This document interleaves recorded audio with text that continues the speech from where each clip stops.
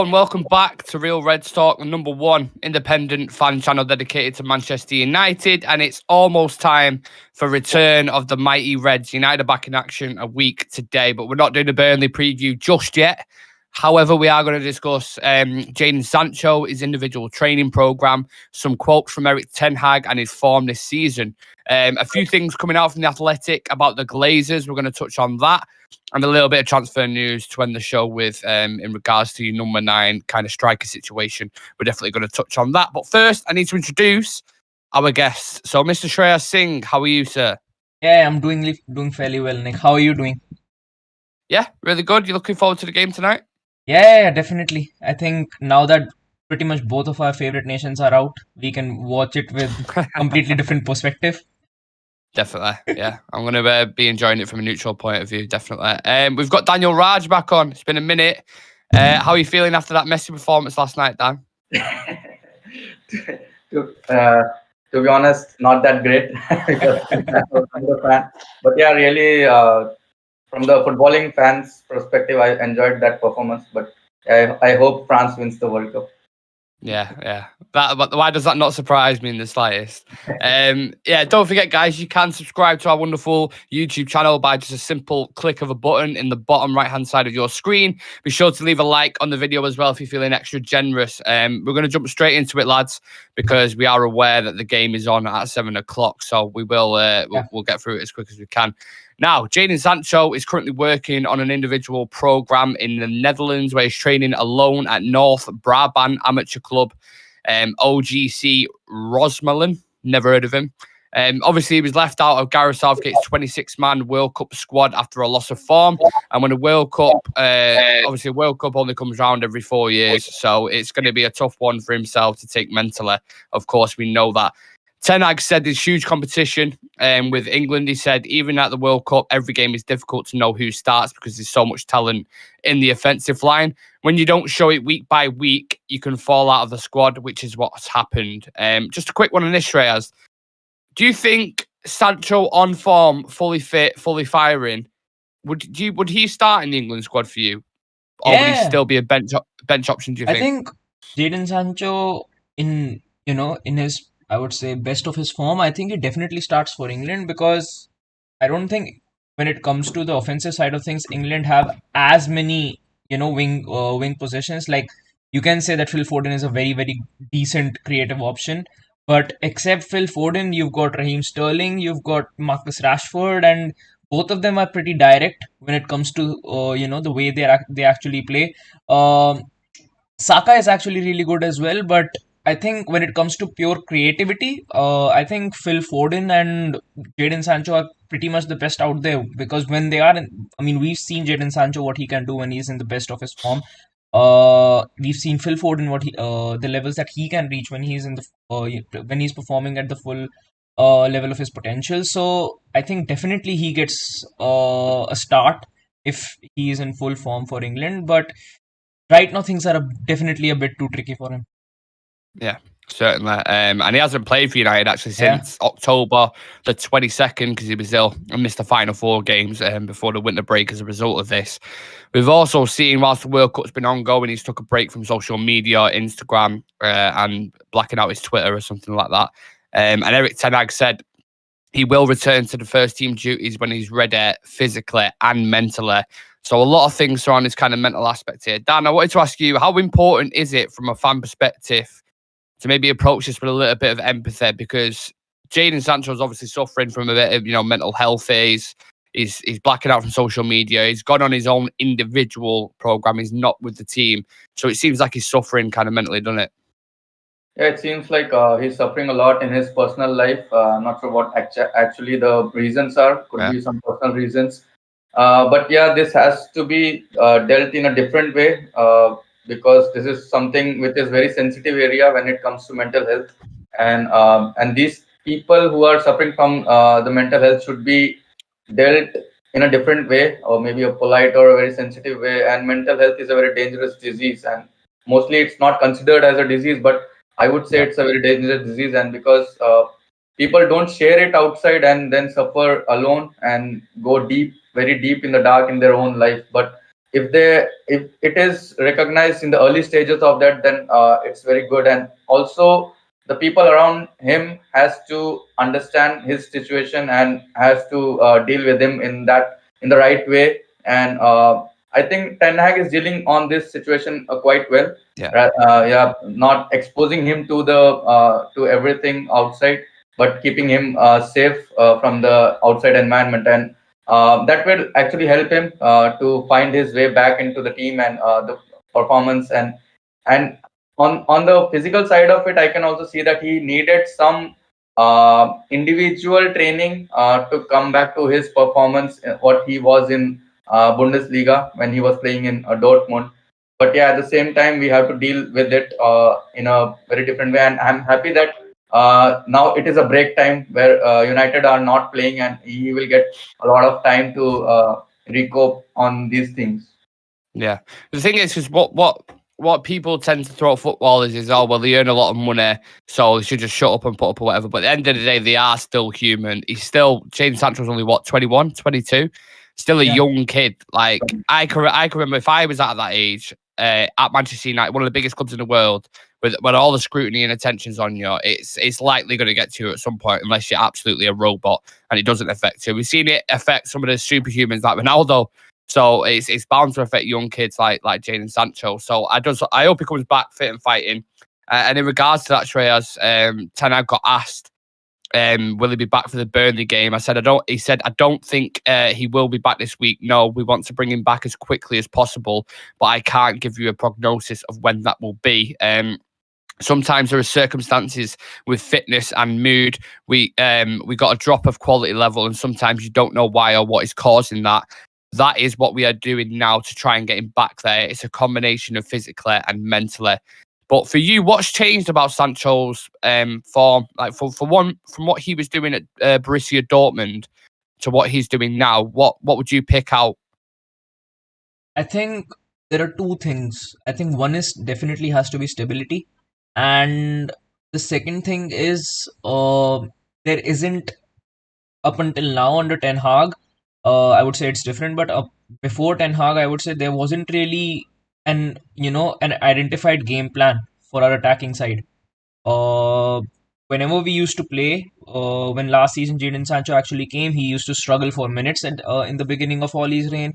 It never really looked like he was able to cement his place in the squad. I think confidence definitely played a big factor on him as well. And you know, slowly and steadily, he was able to get time. He was able to get some constant minutes on the field. We were able to see what he's truly about. You could see glimpses of the player that he can actually turn out to be.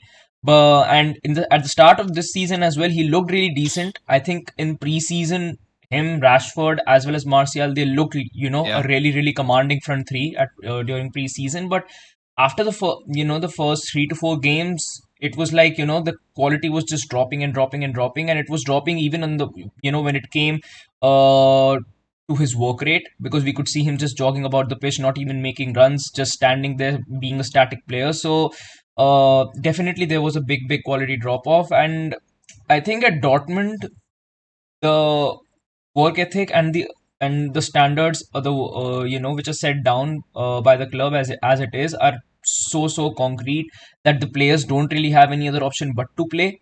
I think at Manchester United sometimes the player do get a certain amount of freedom because of the wages or because of the money we actually pay for them, because it is going to be hard to actually keep someone like Jadon Sancho, who is available, who we actually ended up paying 80 million euros for. I think it definitely would be a big factor as to why he was being picked in a couple of games. But I think Ten Hag has definitely been able to change that. He has been able to bring about players like Alejandro Garnacho through the academy, who have pretty much taken his position before the World Cup in the past few weeks and looked really decent on the pitch as well.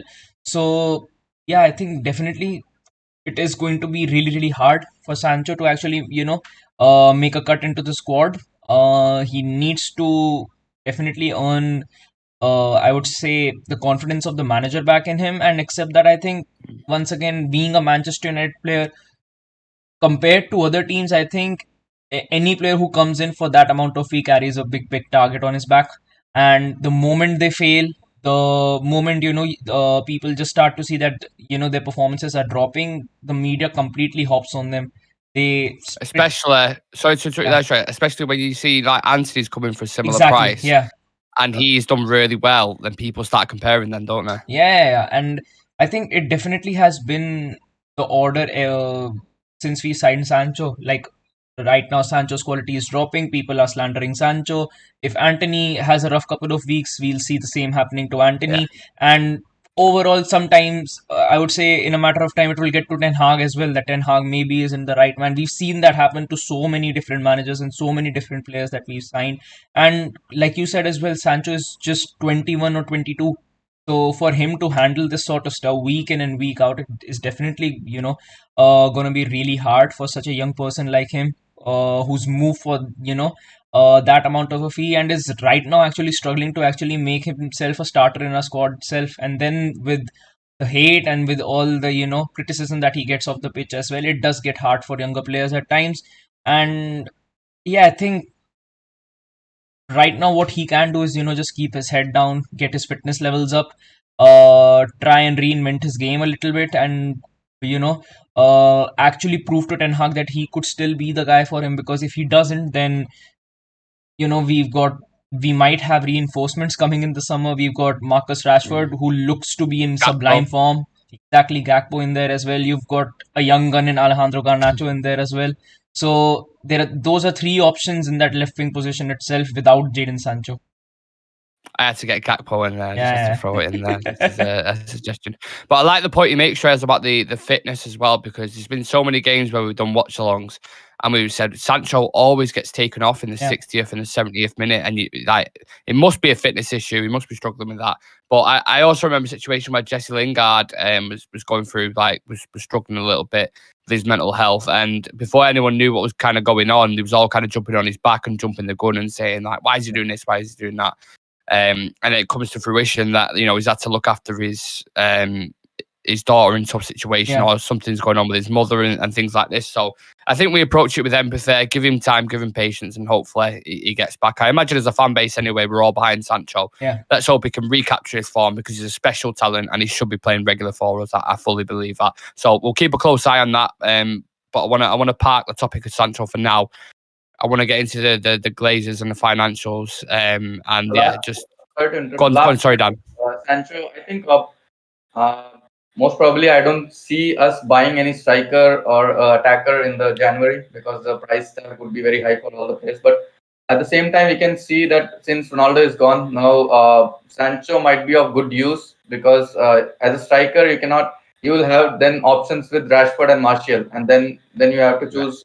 You will have more demand on the wing side. So Anthony on the right and Sancho, we have seen a little glimpse of Sancho playing on the left, and that too in a very good form when he was there in a good form last season, or in this season as well, where he showed the bits of his left wing abilities. So I think he can be of good use if he comes back to his form. And but I think his performance has something to do with his mental state at this moment. So when he's right on his mental state, then I think he can come back to his right level of playing, which we have seen him playing for Dortmund. And also I can see that comparing Bundesliga and English Premier League, so both are different levels. In Bundesliga you will get more time on the ball, but in Premier League you won't, the opponent won't allow you to be on the ball for a longer time. And that's what the Sancho's weapon is. He's when he has the ball, that's where his a player cannot have a ball for a longer time. So I think he may have to change a bit in his playing style, and I think Ten Hag might know better than everyone else. So. I mean, one thing to add on to that as well, I just said, look at Marcus Rashford last season, and I'll look at him. Completely different player, literally completely different player. So sometimes people just need that arm around the shoulder, bit of a confidence boost, and he needs consistency in his game as well, because we've seen him do it in patches, but not seen him do it long term yet. So hopefully he can do that. We obviously invested a lot of money into him, so yeah, hopefully the project pays off. Speaking of money and finances, Glazers, money, see how I segue that. I was reading The Athletic before, and Laurie Whitwell, Adam Crafton, and a few other journalists done a bit of digging in regards to the takeover and finances from United. So hold on to your chairs here, lads, because it's going to get a bit deep. So from what I understand, United's gross debt is still at £580 million from when they've taken over the club. That's owed to the Banks of America. Now, the Glazers have only paid off interest from what the club generate. They've still got the key figure that was there already, so they haven't paid any of that off. They've also basically bought the summer signings on a credit card, so that's bumped the debt up to £750 million as well, and future instalments on the transfers to add on to the top of that. So you're looking close to £1 billion in terms of what United are in debt. We also know the stadium desperately needs investment and development, which is going to cost between £500 million and £1 billion. There was a report, I don't know if you guys saw it the other day, that it was the first time the Glazers weren't able to take dividends out because of losses financially due to the pandemic, big spending on players. So there's obvious red flags on this, like buyers who are looking to, buy United, basically. Now, the Rain Group that are handling the sale of United want to sell the club in the first quarter for £6 to £7 billion, meaning by March next year. And they want to get an auction going between bidders, similar to what happened at Chelsea. So whoever is looking to buy Manchester United is going to have bags of cash and bags of patience, because it isn't going to be a quick return. And I wanted to get your thoughts on this, because it seems like this list, Shreyas, is going to be more narrow than we thought. We've obviously had massive companies like Apple, Amazon, all these kind of guys linked to it. But I think they're just allowing it to be linked because it promotes the name and it's a hot topic and it can be discussed, etc. Given the investment that's needed and the current competition in the Premier League, like your Newcastles, your Man Cities, with a lot of funds, we're going to need a super, super rich owner by the looks of it, aren't we? Yeah, I think definitely. And only a super rich owner at the moment, I think, is going to be able to afford Manchester United. I don't think, like we mentioned, like that certain players can't really get close because they are on such high wages. I think Manchester United again falls into the similar category. We definitely need a super rich owner, because first they have to shell out about 6.5 to about 7 billion just for buying the club. Then they have to reinvest another billion just to clear off the debt and player wages and every single element in there. Then we probably need another billion just to renovate the stadium and the training facilities and the infrastructural facilities at the club. So that's 3 billion. It's just basically shitting money in it. Yeah. Just going like that, wiping your ass with money and going, yeah, there you go, United. There you go. Yeah, so that's 3 billion just in between there. And then we're gonna have transfer windows, and we're gonna have to back the manager as well. So that will take about another 200 to 300 million per season. So yeah, we definitely need someone who's really, really rich. And yeah, and I think the way the Glazers handled the pandemic, I think the reason why we are in such a bad position right now is because of the way how they acted during the pandemic. Every single club around the world was facing the brunt of it, and they didn't hesitate in taking dividends out in between such a horrific time. And definitely the club is paying for it now. The way they mentioned that we had to invest so much in getting big name players. The reasons why they had to invest so much is because they didn't really go in for them at the right time. We could have easily saved 60 million or 70 million just on the Casemiro, Martinez and Anthony. Easily we could have saved about 70 million, and the players that we've loaned out this season, we could have easily gotten about 20 to 30 million for them. I think we've loaned out Dean Henderson, we've loaned out Eric Bailly, we've loaned out Alex Telles as well. So that's 3 players who can easily generate about 20 to 25 million. And we've still got Phil probably Jones. Probably going to loan out. Yeah, and we've probably still got Wan-Bissaka as well, aren't yeah, we? exactly. So if we were a little more competent, we could have easily gotten about 70 to 80 million just through player sales. But we weren't never in, that active in the window when it came to outgoings, and even when it came to incomings into the club, it was really, really, I would say, dragged out, and we still have no Frankie de Jong. Yes, can Amani do a job? Yeah, I hope so. I hope so. I did it. I didn't hear what Dan said then. What did you say, Dan? I asked Shreyas that can Ambani do a good job here? Mukesh Ambani. Well, yeah. You know what? Talk to me about him a little bit because I have no idea who this guy is. Obviously, you guys know a lot of him. Indian billionaire. Does he own like a cricket league or something? Dan, do you want to talk to me a bit about him? His actually net worth is like 92 billion, and he owns a cricket club here in India called Mumbai Indians. And and the good thing about him is that he actually invests and he wants his team to be on the top. So that's what his desires are, and his team is actually on top of the table for almost 5 to 6 cups here. And he doesn't hesitate in bribing the officials just to turn their heads on certain decisions as well. So yeah, I can agree with that. Yeah, if he actually comes to United, every single VAR decision we get a penalty.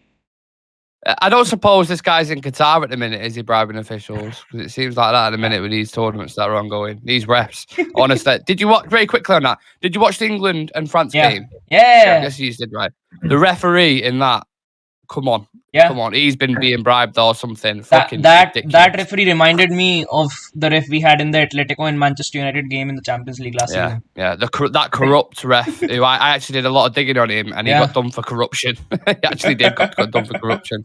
If we make a video or highlights of players and the referee, I think referee's highlights will be more than Messi's highlights. There was some shockers in there, isn't there? Some absolute shockers. Last game, England versus France, when it was a penalty, and actually after VAR, it was given a penalty, and then the players has to tell the referee that if it's a penalty, if it's a foul, then you have to provide something to the player. And then he's like, "Oh shit, yellow card." Yeah, I think he's been sent home. Actually, he can't. He's not officiating any other games, which. Again, no surprise there. So many controversies regarding this referees, and even Pepe and Bruno Fernandes also complained about this, saying that how can a team who is already there in the competition and that nation's referee can referee this match. So I think Argentina referee was the referee for this Portugal versus Morocco. Dan had to get a little shout out to Portugal in there, didn't he? Had to do it. He had to do it. Then just another question on, bring it back to finances at United and Glazers, Dan. Do you think this will affect the January transfer market? If we spend money with the Glazers, just add that onto the sale of the club, or do you think they'll tighten the purse strings in January? Do you think we'll go out and get anyone?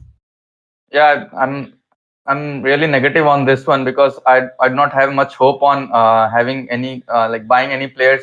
Even also if we see that if Glazers are really planning to sell the club, and if they are planning to sell this before the season ends, then definitely they will not invest on the players, buying players, because they know that anyway they are going out of this club, and they won't spend anything from their pocket. And so I'm really having very less hope to buy any new players before they sell. And they will try to take as much as possible and to save as much as possible before leaving the club. Yeah, absolutely. I'm going to talk about some big players very, very shortly when we get into the transfer news segment. But just as an overall consensus, lads, do you guys have any preference at all who you want to buy Manchester United? Because as international fans, you may have a slightly different perspective. I don't know. So do you?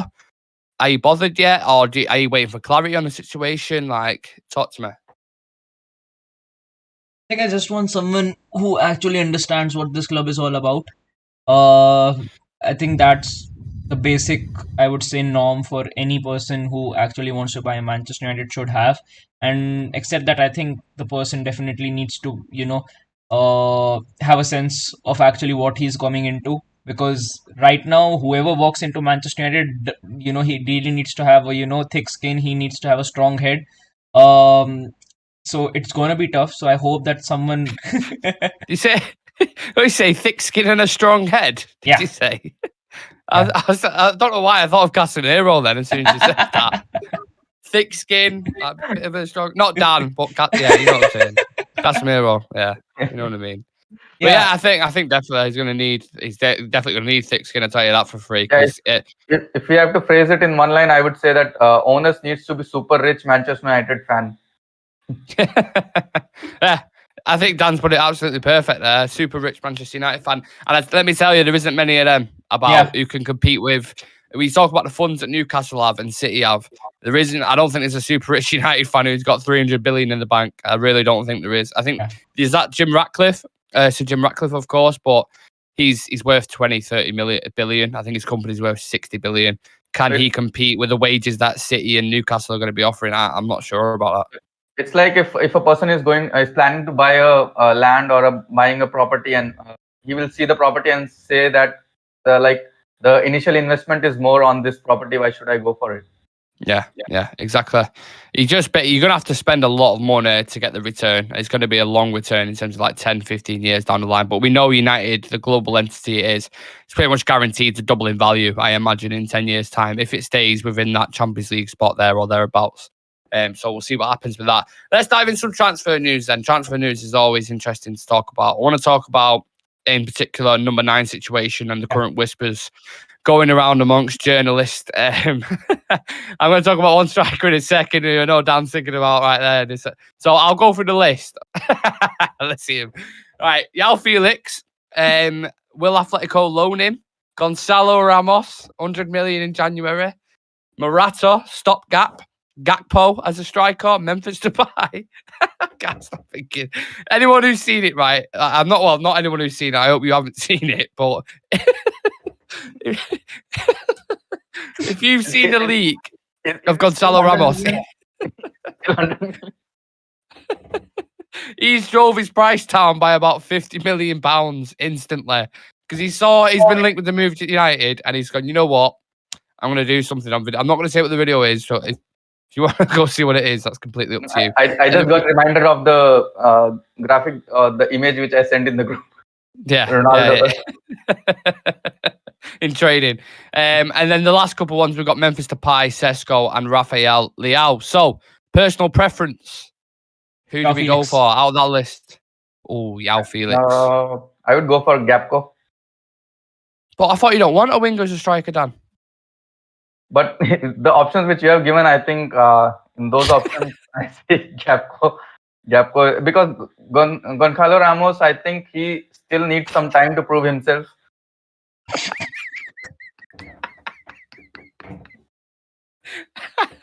I think he's had more than enough time. These days, he's proving in some other departments. So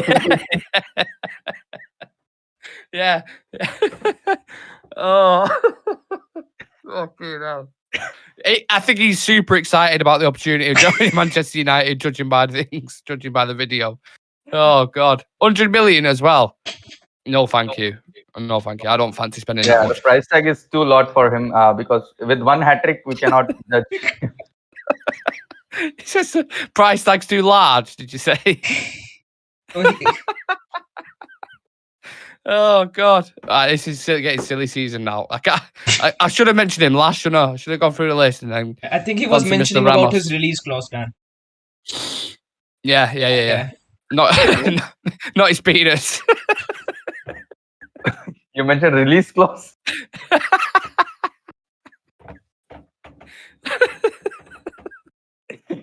Oh God! He's found releasing something else.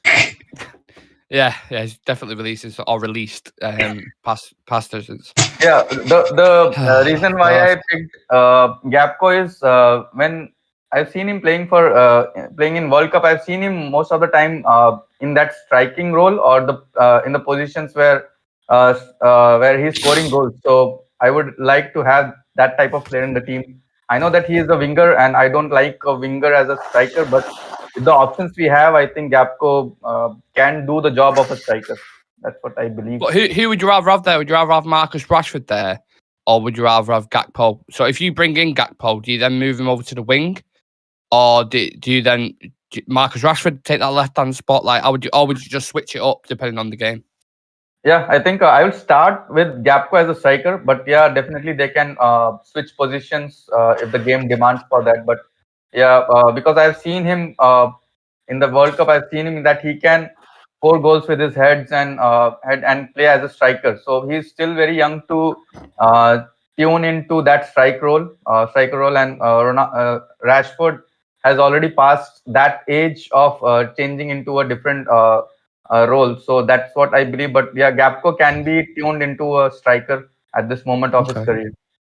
Interesting. And Yao Felix Strauss, do you think Atletico, given the amount of money that they've spent on him, do you think they'll let him go out on loan? I know he's had a bit of a barney with the CEO, and Yeah, I think it's Atletico are in a very desperate position right now when it comes to Joao Felix. I think if not in this window, then in the coming summer window, he's definitely going to be leaving, and they're probably just trying to get the most amount of money that they can from him, because I think they ended up paying about 140 million or something amount for him to get him from Benfica. So definitely a big sum of money, and if he does end up coming to United, I think, like it was being mentioned, that he could come on a loan to buy deal or something along those lines. I don't think that a player like Felix would actually go on a loan to buy deal. I think if United does get him, I think it would be more of a permanent deal. And I think for me, considering the options that we've got at the moment, I think he stands out to me the most because he can actually play as a number 9. And once again, he's a player who actually got stuck in the wrong system at Atletico Madrid. I think when he does play for Portugal, he looks far, I think he looks to be playing with far more freedom, and he looks much more composed on the ball. I think at Atletico, because of the play style being too compact and too defensive, he can't really, play to the maximum of his capabilities, and he could end up being, the missing piece to Ten Hag's puzzle. And once again, he's really young, really talented, so could be, considering the options that there are on the table, he looks to me like, much more of a concrete option. Okay, interesting. Now, how much do you think he's worth? Sorry, Dan, go on.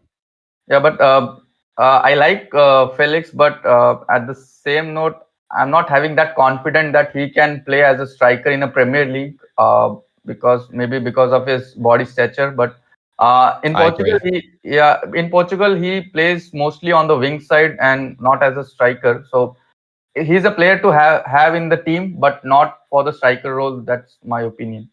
I agree. I think I would take him 100%. I think he's a fucking super talented player. I just don't know if he can handle that mantle of being the number 9, the physicality, the pressure of playing up top, getting the goals, making sure you're getting 20 plus goals every season. I think he needs someone alongside him to do that. That's my personal opinion. I don't really. I'm struggling. I really like Sesko, for example, but obviously Sesko doesn't have the pedigree of Joao Felix or someone like that. Like even of a Memphis Depay, yet he's still young, natural. He's still not at a top level yet. He's got a lot of potential. So that is someone who I'm looking at, but it's a bit of a gamble to spend 60 million on someone like that and then expect him to hit the ground running. And we kind of need someone who's not ready-made, but at least close to that. 24, 25. He's played a good few seasons at the top level. I think that's someone who we need. I'm just going to list off a couple of the other options and let me know your thoughts on him. So, Morata as a stopgap. Do you think that's realistic? I think it's realistic, but it's not good. Yeah. Agree with that, Dan? Yeah, I agree, but he would be good for the bench. Yeah, I agree with that. Yeah, well, he was good for Spain's bench, wasn't he? He never fucking played him, and when he did bring him on, he got the odd goal. So, in the Memphis chat Depay. France are up 1-0. Are they? Yeah.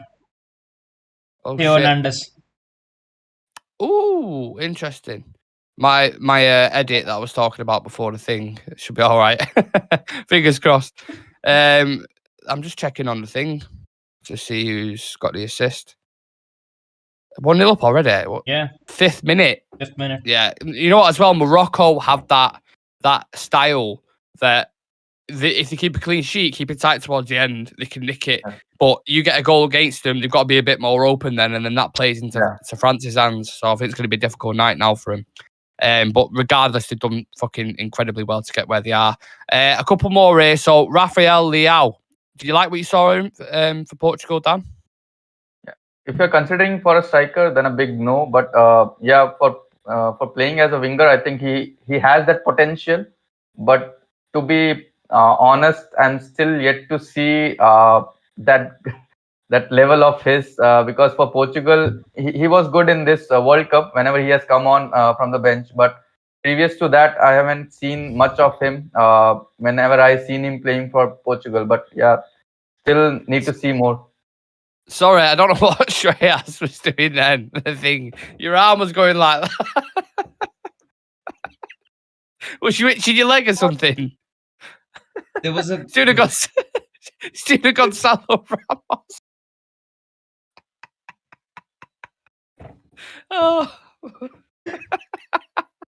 just a I'm cardboard gonna get so many piece clips underneath my desk, so I was getting rid of that.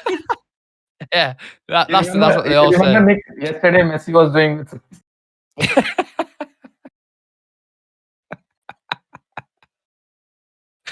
Oh God! Wow. Take a breather. But yeah, look, the finishing point is most of these players. They're probably going to cost about finishing point. Oh my God! thought came Wow. into my mind that Every word I'm saying is just linking to the thing. Ra- Most Ramos of is- these. the reason why Ramos costs 100 million is because the 50 million is for the video.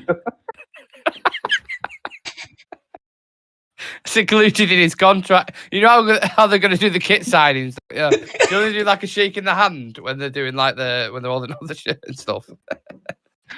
Oh, if we ever sign Gonçalo Ramos, that is just going to be attached to his name for the rest of his career, innit? Whilst he's at United, I think he fucked it with that video. Absolutely fucked it. Just imagine his entry video that every I know. So to end the striker conversation without discussing Gonçalo Ramos too much, Shreyas would go for Felix. Dan, you would go for Gakpo. Gakpo, okay. And I would go for Sesko personally, but we don't think any of these are going to happen in January? Oh, no, none. No. Not even But so. Do you think we'll get a loan? Yeah. Loan, I think loan is possible for Joao Felix, but I don't see any other player going on out for loan out of this list. But one more thing is to add one more player in this list is Vlahovic. I think today I read somewhere that Juventus are willing to send him on loan or maybe on a permanent deal. Yeah, they're broke, aren't they, at the minute? Yeah, they're trying to get rid of anything that they can for money at the moment. Yeah. They're just fucking and everything because they're absolutely skint. They are broke. Yeah, bad situation. I believe the whole board's left as well, aren't they? Yeah, the whole board has resigned and they're still under investigation and they could actually drop off to Serie B. So if that does happen, then you could see many of their star players leaving. I don't think Vlahovic would stay. I don't think if Federico Chiesa might stay there as well. You've got loads of players there who might be leaving, making the move to different leagues because I don't think players now are I don't think they have this much of loyalty that they're willing to sacrifice almost 2 years of their career. Yeah, I agree. Just to make it back to a league and just to qualify for the Champions League. I think it's going to be really tough for Juventus to actually make a hold of their players. I think Vlahovic could be leaving. I think Locatelli could be actually making a move as well. And I'm really happy this happened to Pogba as well. I can sense. I can think of Pogba sitting inside jacuzzi and making all the money for free. Just dab in. Di Maria there as well, don't forget. Yeah. Di Maria's there, so he can piss off as well. So, yeah, happy days. Juventus are a great club, but I don't know how we spiraled into that conversation from number 9. But, yeah, Vlahovic, would be a good option. I do like him as a player. I do think Aaron's from the channel, obviously, is going to get his man, though. Yeah, I think Memphis Depay will be the one, to be honest with you. And he's not a bad option until the end of the season, but then it's how, how long of a contract he give the guy. Exactly. I think he is a free agent.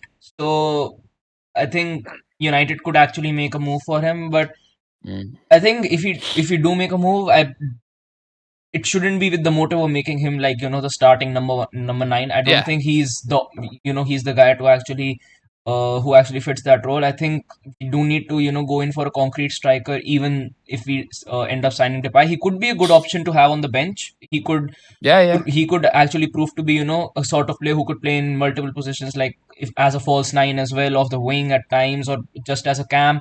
But I don't think he's the answer when it comes to our future Manchester United number 9.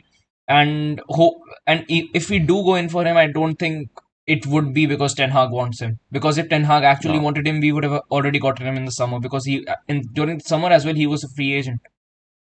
A lot of people worried about him returning to club as well. Obviously, he's already previously been here. How do you kind of market that then? That's another issue. But there's a bit in his book that says, in Memphis Depay's book, that says, reflecting on it now when I look back, he was the issue, meaning himself. Like, he didn't control things well. He had different expectations. He wasn't focused as much. He's much more of a seasoned pro now. He's been to the French league, been to La Liga. I'm pretty sure he's close to being Netherlands' top scorer, or close to breaking a record there as well. So it'd be a nice addition to have until the end of the season, because we're going to need, if Marcel gets injured again, Yeah, we're we going to do have to play need Rashford someone up to top play. for the rest of the season. You need someone there just as an option, and a seasoned pro like Depay might not be the worst option in the world. So again, we will touch back on that number 9 thing, unless you guys have anything more to add on to that. I think we will come to a situation where we have an option like have him or do not have anyone. So like have nothing or have Depay. Yeah. So Yeah. definitely I will go for Depay. Yeah. Let's see what happens. Obviously, like I said, United are back on next week, so we will be covering that. The rest of this week, I think we've got an Instagram live tomorrow. We've got a Q&A breaking news show on Friday. Saturday, we'll have a bit of a World Cup final preview, and we'll have some FIFA as well on the Saturday. Then Sunday it's the World Cup final, so I'll be doing a watch long for that. Maybe Shreyas will join me on that as well. So thank you for watching, guys. That concludes the show for today. Thank you for tuning in. We really appreciate the continued support. Don't forget to subscribe to the channel, like the video, and if you want to follow us on social media for regular updates and clips from the show, all the handles are at the bottom of the graphic. We're going to go watch some France and Morocco in the World Cup, hopefully catch the rest of it. So Shreyas, always a pleasure to have you on here. Thank you. Thank you for having me. Absolutely. And Dan, likewise, cheers for coming on, mate. And don't be watching too many of them Gonçalo Ramos videos, yeah? We'll see you in the next one, guys. See you in a bit. Yes.